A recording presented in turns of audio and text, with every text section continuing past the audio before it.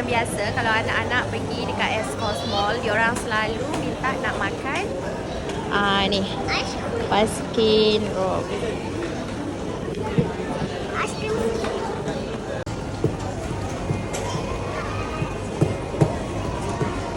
Adik tengok Mami nak beli aiskrim apa?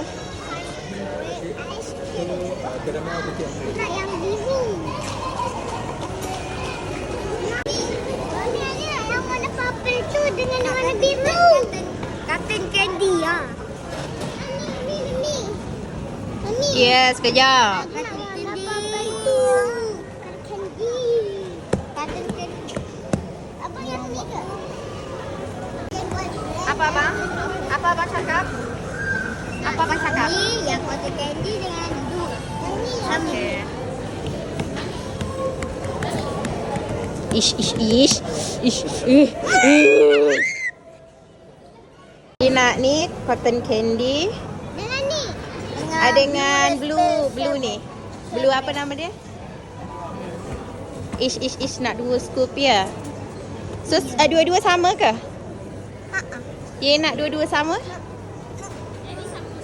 Sama.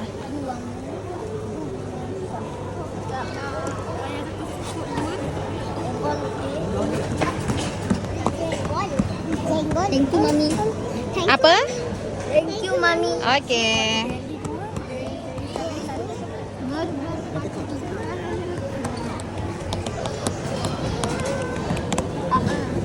Jenggot.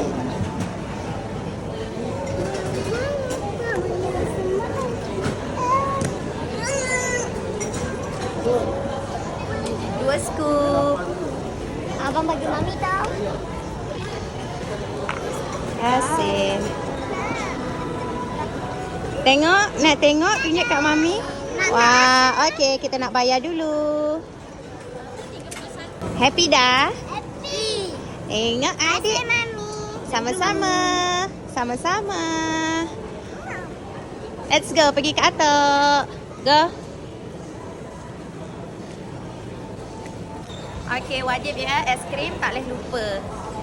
So, lepas ni kita nak tengok Daddy pergi cari sliver pula dekat JD. Atuk tengah tunggu kat sini.